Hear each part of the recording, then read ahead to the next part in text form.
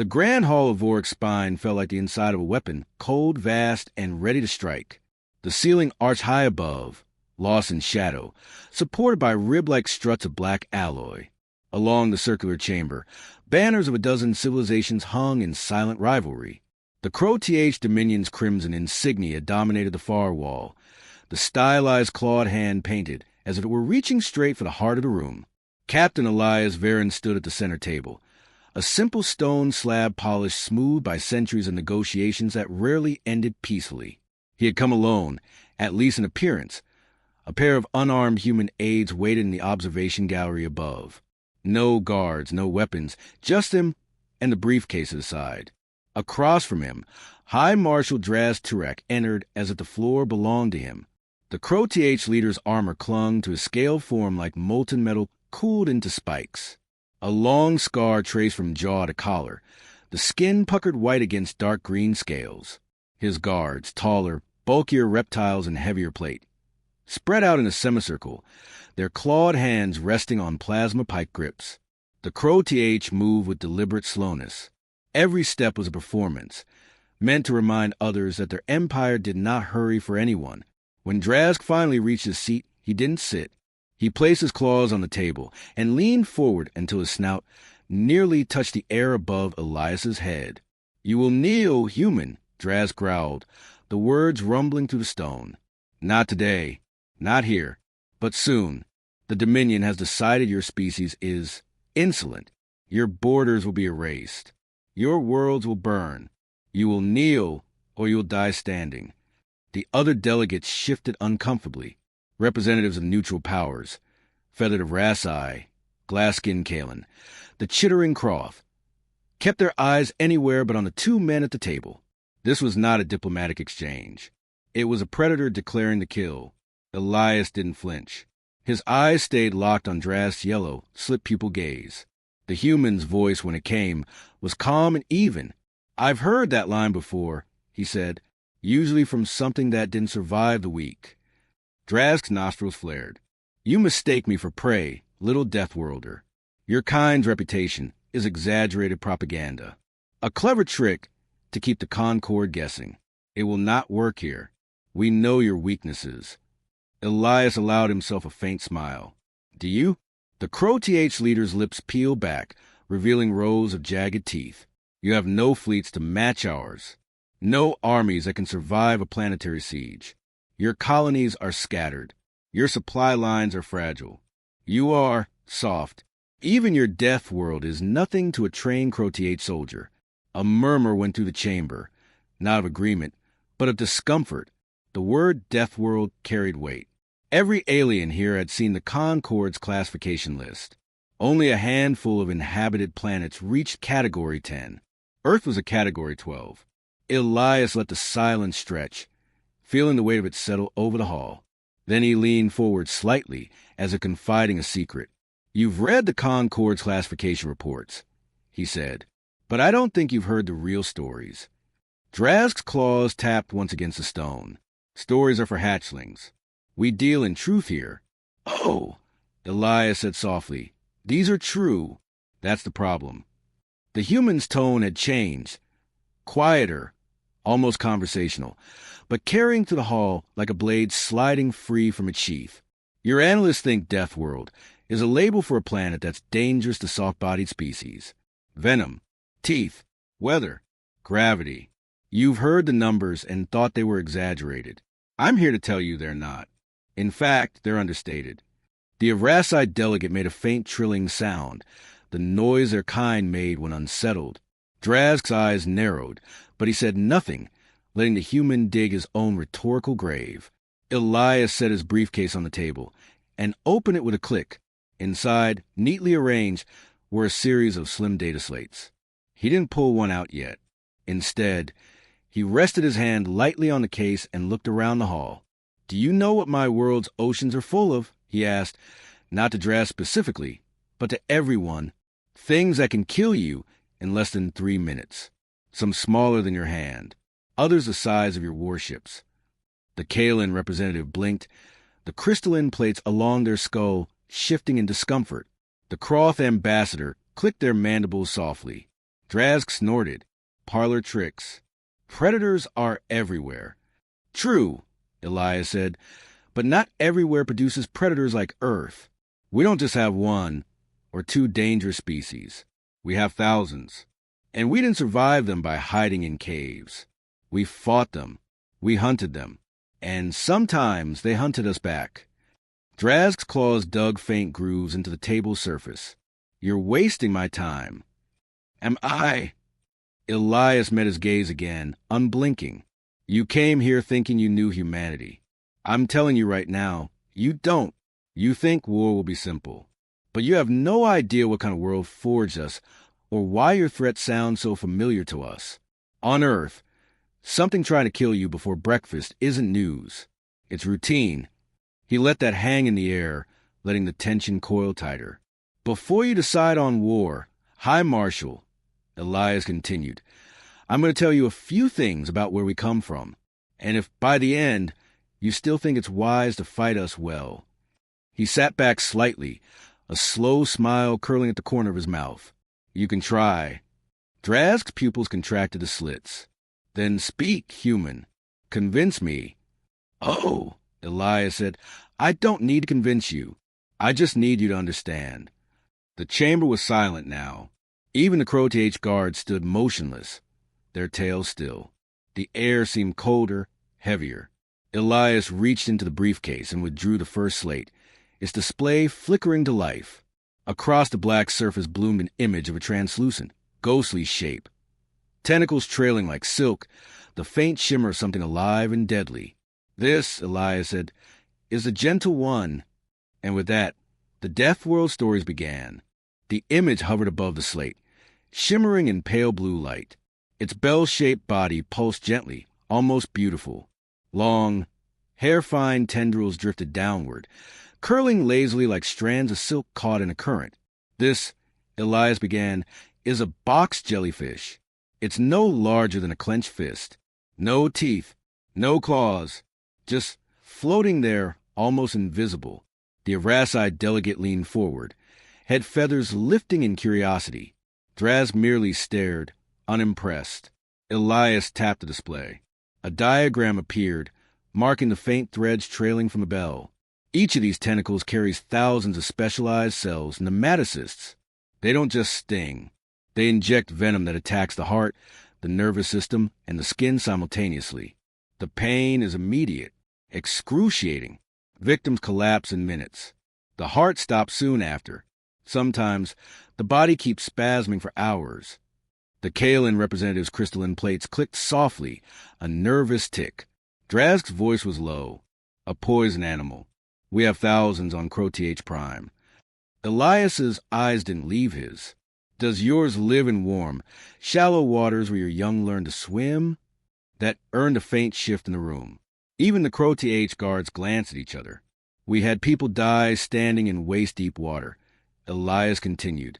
Sometimes children. Sometimes soldiers on training exercises. And you can't always see them. They're nearly transparent. Step on one, brush against a tentacle, and you might not make it to shore. He flicked the slate again. A still image replaced a diagram. A human leg swollen and mottled purple, rope-like welts winding up toward the thigh. The Croth ambassador clicked their mandibles sharply. Why not eradicate them? Elias's tone stayed calm. Because they've been there longer than us. They thrive in conditions we can't control. We manage risk, nets, protective suits, medical kits. But the jellyfish always return. Drazg's lips curled. So you let your environment kill your weak. Elias smiled faintly. We learn from it, generation after generation. And that's the Gentle One. The phrase lingered in the air like a drop of venom. He leaned back in his chair, speaking not just to Drazg, but to the entire hall. On my world, there are predators that kill with speed, with teeth, with stealth. But some, like this one, kill without you even knowing you're in danger. That's the kind of place that made us. And when you live somewhere like that, you stop fearing death. You start adapting. You start thinking ahead of it. The Arasai delegate's feathers flattened again. This explains the Deathworld classification. No, Elias said quietly. That classification is a number on a list. It doesn't explain us. Draz's claws clicked on the tabletop. A venomous fish does not make you dangerous to me. Elias tilted his head. Then let's talk about something that does. He tapped the slate again. A new image bloomed, this time of a wide, muddy river, sunlight glinting off the surface. At first glance, it seemed serene. Then a shape surfaced, ridged, armored, and patient. Saltwater crocodile. Elias said, 7 meters of muscle and bone. It can take down a full-grown cow in seconds. And it waits, sometimes for days, motionless, just beneath the waterline.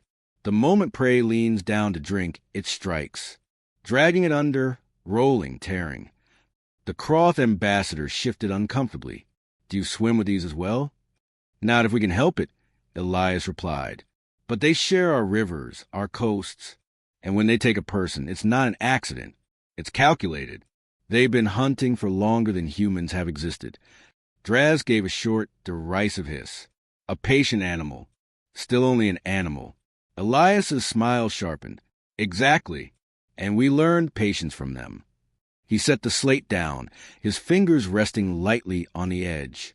You keep calling Earth's predators just animals. You're missing the point. We didn't just survive them, we studied them. We copied what worked. Ambush, endurance, adaptation. These lessons are in our bones. Your war plans? To us, they look a lot like the mistakes our predators made when they failed to kill us. The hall had gone still. Even the Crow TH guards were no longer posturing. They were watching, listening. Draz's eyes narrowed. Are you telling me your species fights like this jellyfish and this crocodile? Elias didn't blink. I'm telling you, that's where we started. And we've gotten better. A low hum of alien voices rose, quickly hushed by the echo of Draz's claws scraping stone. You think these stories frighten me? The High Marshal asked. Elias leaned forward, voice dropping just enough to force the room to quiet. I think they remind you that you don't know what we're capable of. The Avraside delegate tilted their head. And you have many more of these creatures? Elias gave a short nod. More than you believe. And those are just the ones we share our planet with. The worst things we faced didn't have scales or venom. They had plans. That last sentence landed heavy, drawing Draz's gaze like a blade point finding armor. Elias closed the briefcase without looking away from him. The box jellyfish was just to get your attention. Next, we'll talk about the ones that watch you back when you look at them. Draz's voice was a low growl. You're playing a dangerous game, human. Elias's reply came without hesitation. On my world, that's the only kind worth playing. The chamber fell silent again, the image of the drifting, deadly jellyfish still hovering in every mind, delicate, almost invisible, and lethal without warning. And the human had promised it was a gentle one. Elias opened the briefcase again. This time, he didn't bother with an introduction. The slate lit up with a still photograph. Twin yellow orbs glow in the darkness, the faint outline of a broad skull between them. Let's talk about the ones that look back, he said. The image shifted to a jungle scene at night, the predator's eyes reflecting the flash. The shape resolved into a jaguar, rosette-patterned fur, massive shoulders, jaws built to crush skulls. This is a jaguar, Elias continued, an ambush predator. It doesn't roar before attacking. It doesn't chase. It waits until you're within striking distance, then ends it in one bite. Even armored prey, turtles with shells thick as your forearm, don't last. The jaguar bites straight through bone. The Avraside delegate's feathers bristled.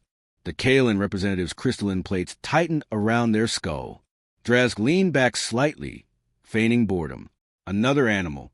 Another story meant to make me think you've learned from it. You're half right, Elias said. We learned from the jaguar that a fight you don't start is often the fight you win. That patience and stillness can be weapons. That you can kill larger enemies if you know where to strike. He switched the image. Now it showed a pair of wolves, snow dusting their gray fur, eyes fixed on the camera. This, Elias said, is the other side of the lesson. Some predators hunt alone. Some hunt in packs. Wolves coordinate without words. They drive prey into traps. They wear it down over miles until it collapses from exhaustion. They don't have the fastest legs or the sharpest claws, but they keep going till you stop. The Croth ambassador gave a low, clicking hiss, the sound their kind made when unsettled. Drazk's jaw flexed. And you think these hunting tricks make your soldiers my equal? Elias didn't look away. No, I think they make them your nightmare. We learned to ambush from the jaguar, to endure from the wolf. But the real danger is what happened when humans stopped being prey and started becoming the predator. The slate flickered again. Now the image was of a man, early 20th century, clad in worn winter gear, rifle slung over his shoulder, snow stretching to the horizon. His eyes had the same look as the jaguar's. This, Elias said, is Nansen, an explorer. He crossed ice sheets where the temperature dropped to -40, where the air cut your lungs and the snow blinded you. He kept going for weeks. Others like him crossed deserts with no water, jungles crawling with disease, mountains with air too thin to breathe. They didn't do it because they had to. They did it because they wanted to see what was on the other side. A ripple of disbelief passed through the alien delegation. The Kalen's voice was almost sharp. Your people sought such places voluntarily? Always. Elias said, and when those places tried to kill us, we adapted. We learned how to survive frostbite, scurvy, starvation. Sometimes we didn't make it, but the ones who came back passed on the knowledge. Our history is full of places that killed most who went, and of the ones who kept going anyway. Drazk gave a low, humorless chuckle. Endurance is not enough to win wars. Elias's expression didn't change. No, but endurance wins the wars that can't be finished quickly. The slate changed again. This time, the image was subtle. A pair of human eyes staring through camouflage netting, a rifle barrel just visible. This, Elias said, is where patience and endurance meet. Snipers. They can wait for days in the same position. Not moving, not eating, not making a sound. They learn your patterns. They make you afraid to step into the open. And when they finally take the shot, it's already too late. The room had grown quieter with each image. Even the Crow TH guards weren't exchanging glances anymore. You said you know our weaknesses. Elias went on. Maybe you've measured our fleets and our armies. Maybe you've counted our ships. But you haven't measured the people inside them. You haven't looked into the eyes of someone who's been taught that waiting is a weapon. The Avraside delegate tilted their head, speaking softly. This is why your kind scares the Concord. Not the teeth or the claws, but the intent. Drazk's gaze sharpened. Intent will not stop a Dominion fleet. Elias leaned forward, his voice dropping until the hall seemed to lean toward him. Neither will fear. But you don't have to fear us to make a mistake. All you have to do is underestimate us. And right now, High Marshal, you're doing exactly that. For a long moment, neither spoke. The only sound was the faint hum of the hollow slate. Then Elias slid it back into the briefcase and closed it. You came here to demand our surrender. I'm showing you why you'll never get it. And we haven't even talked about the wars yet. Drazk's claws flexed against the stone tabletop, leaving faint scratches. Then talk. Show me why I should not order your destruction. Elias met his gaze without hesitation. Because if you start a war with us, we won't come at you like prey. We'll come like the predator that's been watching you all along. The hall was silent again, but this time the stillness felt different. Elias didn't open the briefcase this time. The hall didn't need images anymore. The weight of his voice had become enough. You've heard about the predators, he said, and the explorers who walked into death for curiosity's sake. But the most dangerous thing my species ever created wasn't a weapon. It was war. Drazk's snout lifted slightly, as if accepting a challenge. The Dominion has fought wars for longer than your people have had steel. We've broken empires. We've burned planets. Elias's eyes didn't leave him. And yet, you're still here to talk about them. That means you've never faced total war. The phrase made a ripple through the delegation, a subtle shifting of limbs, feathers, and crystalline plates. The term wasn't unknown in the Concord, but few civilizations embraced it. Elias leaned forward. Total war means there is no line between the soldier and the civilian, between the battlefield and the city. It means you don't stop when the enemy retreats. You keep going until their ability to resist is ash and memory. It means you burn your own fields if it denies the enemy a single meal. Drazg's claws flexed on the table. Barbaric. It's survival, Elias said flatly. When humans fought at Stalingrad, they did it in a winter that froze weapons in men's hands. They fought in sewers, in burned-out factories, room by room, floor by floor. They fought for months with no break, no relief, while the dead froze where they fell. And when the enemy tried to take the city, they bled themselves dry doing it.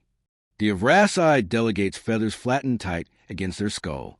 Elias's voice stayed even without theatrics. Or take the Pacific during the Battle of Midway. Outnumbered, outgunned, we set traps. We used carriers as bait. We let the enemy believe we were weaker until the moment we struck. For capital ships gone in a single day, not by luck, by patience, by planning, by being willing to risk everything in one moment if it meant breaking their back. Drazg's tail twitched. Old history. You think it matters now? Elias didn't blink. History is just practice with higher stakes. The weapons change. The instincts don't. You think your fleets will scare us? We fought on every terrain this galaxy has. Deserts, oceans, frozen wastelands, jungles. We fought underground and in the air. We fought in cities so ruined they became mazes, where every doorway could kill you. And now we fight in space. The only difference is the view. The Kaelin representatives' crystalline plates shifted in what passed for unease. And you win these wars? No, Elias said, and the answer came so quickly it startled him. We don't win them all. But when we lose, we make sure the other side pays so much for the victory, they never want to fight us again. Drazg's growl was low, uncertain. You're saying you would burn your own worlds? If it kept you from taking them? Elias's tone was calm, almost conversational. Absolutely. Because war to us isn't about territory. It's about outlasting the other side. And if that means you take rubble instead of cities, poison soil instead of farmland, then that's what you'll get. The hall was silent. The concept was alien to many species here. The idea of denying a victor any prize at all. Elias went on. The war we didn't start is the one we finish in a way that ensures no one wants to start another. The siege of Leningrad lasted 872 days. People ate rats, wallpaper paste, even each other. But the city didn't fall. You think you can starve us into surrender? You have to invent a hunger worse than the ones we've already survived. The Croth ambassador made a faint, involuntary clicking, the sound of alarm. Drazg tried to lean on disdain again, but the edge was gone from his voice. You expect me to believe your species would choose death over surrender? Elias's answer was immediate. We don't choose death. We choose denial. Death is just the cost sometimes. He let the silence stretch, watching the thought work its way into the room like a slow poison. Then he sat back slightly. The Dominion's mistake is thinking we'd fight on your terms. You think in fleets and formations. We think in decades and persistence. You'll take a system, and we'll make it cost you another year of resources. You'll take a planet, and we'll make it so every settlement is a trap. You'll never know if a supply depot you captured is laced with explosives, or the officer you negotiated with is stalling, so your fuel runs dry. The Evrassi delegate spoke quietly. And you do this without limits? There are limits, Elias said. Ours just aren't where you think they are. Drazg's jaw tightened. You think you can break me with these tales. Elias shook his head. Not break you, educate you. Because if you leave this hall still thinking you can win easily, then I've failed. And I don't fail at this. The High Marshal's claws scraped the table again, but slower this time. He was no longer posturing for crowd. He was thinking. Elias let him. Then, with a quiet finality, he said, The war we did not start will be the one you wish you never began. And by the time you realize it, you'll already have lost more than you came to take. The chamber stayed frozen in that silence, the Predator's arrogance now dulled by the weight of history. The High Marshal didn't move for a long time. His four-fingered hands rested on the obsidian surface of the council table, claws tracing the faint spiral engravings like he was stalling for a thought that wouldn't come. The chamber felt as though it had stopped breathing. The statues in the alcove seemed to lean closer, as if carved ears strained for what came next. Drask finally spoke. You speak as if your kind cannot be defeated. Elias's voice was quiet. Anyone can be defeated, but some defeats cost so much that the victor never recovers. The marshal's gaze sharpened. That is your offer? Threats? No. Elias folded his hands, his movements deliberate, controlled. My offer is peace. Because if we fight, you'll win some battles. Maybe even most. But every victory will be hollow. Every advance will rot from the inside. And when it's over, you'll be a shadow of what you were. The Avraside delegate tilted her head, feathers brushing her collar. You suggest the Dominion withdraw entirely? Elias didn't glance at her. His eyes were locked on Drask. I suggest the Dominion decide what it actually wants. Conquest or survival? The Marshal's nostrils flared. You speak to me as if I were already beaten. I speak to you as if you have a choice, Elias said. The difference is yours to make. A murmur rolled through the chamber, not outrage, but something heavier. Realization. Drask leaned back, his armor plates clicking faintly against the chair's carved frame. The Predator's eyes, once sharp with the certainty of dominance, now measured Elias as one with an equal adversary. You've killed kings before, haven't you? Drask said suddenly, his tone neither accusatory nor curious. Elias didn't flinch, only when they left no other way forward. The Marshal's jaw worked slowly, as though he was grinding down some internal resistance. The silence between them thickened until it was almost tactile. Then Drask rose. The movement was unhurried, but the weight behind it shifted the air in the chamber. He addressed the assembly, not Elias. The Dominion entered these negotiations with the intent to impose terms. We believed the human delegation would accept our authority. We were mistaken. His voice stayed level, but the pause before that last word was deliberate, and the effect was unmistakable. A ripple of acknowledgement passed through the delegates. Drask continued. There will be no war. The Dominion will suspend military operations in human systems. This council will reconvene in one cycle to discuss trade accords. He turned slightly toward Elias. That is the choice I make. The words hung there like a drawn blade that had been lowered but not sheathed. Elias inclined his head, neither smiling nor offering thanks. Then we have an agreement. The formalities closed quickly after that. No one wanted to linger. Too much had shifted in too short a span. Delegates filed out through great archways, their whispers trailing like smoke. When the hall finally emptied, Elias stood alone at the table, the faint echo of boots and claws fading beyond the columns. His aide, a young woman named Harrow, stepped from the shadowed entry. You didn't even open the last file, she said quietly. I didn't need to. Elias reached for his coat, folding it over his arm. The Dominion understands fear, but what they fear most isn't the size of an enemy's army. It's the size of an enemy's endurance. Harrow studied him. You think he'll hold to it? He'll hold, Elias said, because he didn't just surrender the fight. He surrendered the certainty that he could win one against us. They walked toward the great bronze doors. Behind them, the hall's colossal statues kept their silent watch. At the threshold, Harrow glanced back once more. Feels strange, she murmured, winning without firing a shot. Elias's reply was a faint, dry smile. The best victories never make sound. The doors closed with a deep resonant boom, sealing the chamber and the war that never began behind them.